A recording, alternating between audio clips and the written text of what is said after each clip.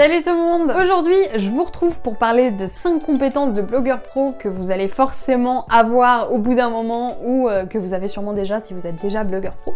J'aime bien ce genre de vidéo parce que c'est un petit peu introspectif par rapport à mon parcours. Vous savez qu'actuellement on fête les 1 an du blog. D'ailleurs, si ça vous intéresse, il y a actuellement une promotion en cours qui se termine dimanche, donc ne tardez pas trop, où vous pouvez vous procurer l'ensemble de mes formations dans un méga pack avec moins 70% de remise ou tout simplement utiliser un code promo de moins 40% pour vous acheter la formation qui vous sauverait en ce moment, on peut dire ça comme ça, qui vous intéresse le plus. Profitez-en, c'est maintenant ou jamais. Quoi qu'il en soit, avec ce recul-là maintenant que j'ai, j'aime beaucoup faire des vidéos comme ça où je vous parle un petit peu des fausses idées, des croyances qu'on a en tant que débutant et des choses auxquelles on ne s'attend peut-être pas du tout. Donc j'espère que cette vidéo va vous plaire. En tout cas, moi, c'est un sujet que j'affectionne tout particulièrement. Et c'est parti, je vais vous parler de 5 compétences de blogueur pro que vous allez forcément développer à un moment ou à un autre si ce n'est pas encore le cas. Déjà, premièrement, vous allez devoir vous familiariser avec le code. N'ayez pas trop peur, on va pas non plus apprendre à coder en binaire. L'idée, c'est tout simplement d'avoir déjà quelques notions de HTML, de CSS. D'ailleurs, à cet effet, vous avez le site web Open Classrooms qui propose des cours gratuits pour apprendre à coder en HTML, en CSS. Donc si jamais vous êtes un petit peu intéressé là-dessus, jetez un coup d'œil au cours d'Open Classroom. Et pourquoi on aurait besoin de notions de code? En fait, tout simplement parce que WordPress est capricieux. Vous allez souvent vous retrouver dans une situation où vous allez devoir un petit peu mettre les mains dans le cambouis, si on peut dire ça comme ça. Vous allez devoir un petit peu bidouiller des trucs parce que malheureusement c'est comme ça quand on veut personnaliser WordPress à fond. Et malgré vous, en fait, même si vous n'êtes pas du tout intéressé par ça, vous allez commencer à mettre le nez dans le code pour repérer les problèmes, pour changer les couleurs de vos titres, etc. Et c'est un très bon exercice. Encore une fois, je vous rassure, vous n'avez pas besoin non plus de prendre des cours, etc. Le HTML et le CSS sont des langages informatiques qui restent quand même assez simples, quoi. C'est juste des choses à connaître et à savoir comment ça fonctionne. Mais c'est quand même une compétence qu'on développe en devenant blogueur. Moi, je suis désolée, j'ai l'impression de passer beaucoup de temps à bidouiller mon code. Je suis sûrement l'une des seules à me prendre la tête comme ça là-dessus, mais nous sommes nombreux à voir WordPress bugger et à nous retrouver un beau jour en train de modifier des variables JavaScript sans comprendre exactement ce qu'on fait. Donc, préparez-vous. Deuxième compétence, c'est au niveau de la communication. Alors, bien sûr, en tant que blogueur, vous allez vous entraîner à écrire, vous allez vous entraîner à écrire des articles intéressants, surtout à tenir votre lecteur en haleine, etc.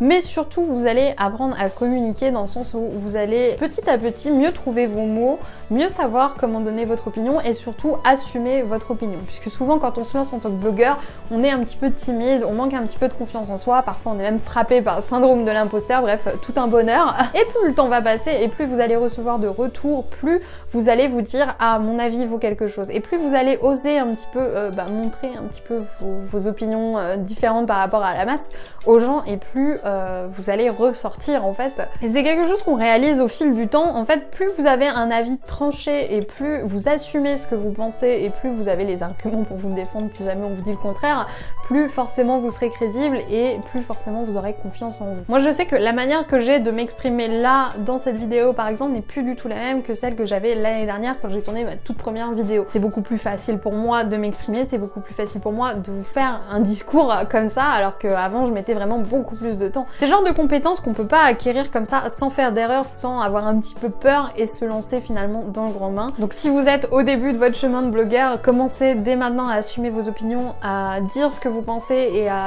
avoir un petit peu moins peur de froisser vos lecteurs. Vous allez sûrement froisser quelques personnes, mais les principaux lecteurs que vous avez seront contents de voir que vous avez une opinion tranchée, seront contents de voir que vous avez des vraies choses à dire et que vous n'êtes pas là en mode tout lisse, tout le monde est beau, tout le monde est gentil. La troisième compétence, la clé totale, la persévérance et aussi un petit peu la rigueur. Quand on commence son blog, forcément on n'a pas beaucoup de monde qui nous suit, donc il faut rester accroché et c'est là souvent qu'on a cette petite sélection naturelle des blogueurs dans le sens où il y en a beaucoup qui abandonnent avant d'arriver à la fin de la première année. Souvent un blog ça peut durer quelques mois et vous allez voir que dans quelques mois les blogs qui viennent d'ouvrir, il y en a une grande partie qui va avoir fermé parce que les gens ne persévèrent pas, les gens n'ont aucune rigueur. Ils se laissent en fait décourager par le manque de trafic des débuts et ils ne continuent pas en se disant bah si ça marche pas maintenant ça marchera jamais. Sauf qu'un blog ça prend du temps à s'installer, c'est pas en claquant des doigts qu'on a soudainement 1 million d'inscrits sur sa mailing list et 2000 personnes qui visitent notre blog chaque jour. C'est quelque chose, c'est un processus qui se fait petit à petit et il faut avoir la patience, la persévérance pour continuer jusqu'à ce que ça fonctionne.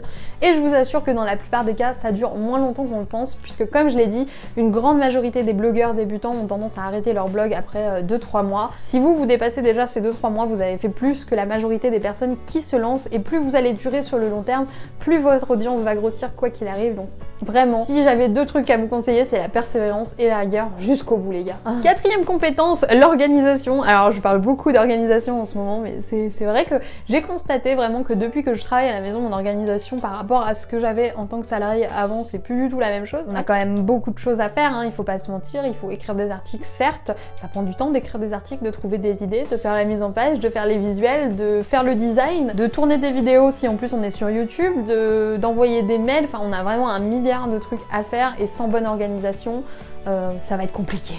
Encore plus si vous avez un travail à côté, sachant que moi je fais ça à plein temps et je vous assure que le temps me manque parfois. Donc même si vous n'êtes pas forcément quelqu'un d'organisé à la base, c'est quelque chose qui sera indispensable au moment où vous allez vouloir devenir blogueur pro, au moment où vous allez vouloir durer sur le long terme. Il va falloir absolument avoir un planning, vous organiser un minimum pour vous en sortir. Et d'ailleurs, si vous êtes un petit peu bloqué à cette étape-là, j'ai ma formation anti-chaos où je délivre tous les secrets d'une productivité optimale, donc tout ce que j'utilise pour m'organiser du mieux que je peux sans pour autant sacrifier ces moments de flemme où j'ai envie de ne rien faire. Donc si ça vous intéresse, encore une fois, tout est sur le blog, il est temps de profiter de la promo, il faut que j'arrête de vous dire ça. Cinquième et dernière compétence dont j'aimerais vous parler, c'est la confiance en soi. Puisque je l'ai dit, on assume un petit peu plus ses opinions et on s'assume un petit peu plus soi-même puisque on a de bons retours, on a des gens qui nous font des compliments, qui nous encouragent et forcément on commence à voir jour après jour ce syndrome de l'imposteur par lequel on passe tous à un moment ou à un autre disparaître. Et au niveau de la confiance en soi, ça augmente jour après jour puisque faites quelque chose, vous avancez dans vos projets, les gens vous soutiennent, les gens sont satisfaits, alors forcément au niveau de l'image que vous avez de vous-même, au niveau de ce que vous faites sur votre travail et surtout au niveau de ce syndrome de l'imposteur, c'est pas un sentiment qui dure. Ça revient de temps en temps, souvent on se sent illégitime pour telle ou telle chose, mais la grande majorité du temps vous aurez juste le sentiment de vous sentir mieux jour après jour. C'est pour ça que je pense que le blogging plus que YouTube c'est quand même un très bon moyen de travailler sur sa confiance en soi parce que ça vous permet d'assumer vos opinions, ça vous permet d'assumer qui vous êtes, ce que vous aimez et de pouvoir en parler avec des gens qui sont intéressés et qui, contrairement à ce qu'on pense, ne sont pas toujours dans la critique gratuite, bien au contraire. Bloguer, je pense vraiment que c'est quelque chose qui aide à grandir, à évoluer et c'est ce que je vous souhaite. Si jamais vous hésitez à lancer un blog, sachez que le jeu en vaut clairement la chandelle, même si financièrement ça vous rapporte rien de manière humaine et même par rapport à vous-même, ça peut vous apporter beaucoup de choses, je vous assure. Donc si vous hésitiez encore à ce niveau-là, n'hésitez plus, il est temps de se lancer, on a assez procrastiné comme ça. Donc cette vidéo est maintenant terminée, j'espère qu'elle vous aura plu. N'hésitez pas à me dire dans les commentaires si vous voyez ou si vous avez en tête d'autres compétences indispensables qu'on va acquérir au fil du temps quand on est blogueur et qu'on décide de devenir blogueur pro. Je serais ravie de lire vos commentaires à ce niveau-là et je pense que les personnes qui tombent sur cette vidéo seront aussi très intéressées de voir un petit peu tout ce que vous avez à dire sur le sujet, donc n'hésitez pas et faites-vous plaisir. Je vais vous laisser là, je vous souhaite une très bonne journée, une très bonne soirée et je vous dis à plus pour une nouvelle vidéo sur la chaîne de Wonder White Queen.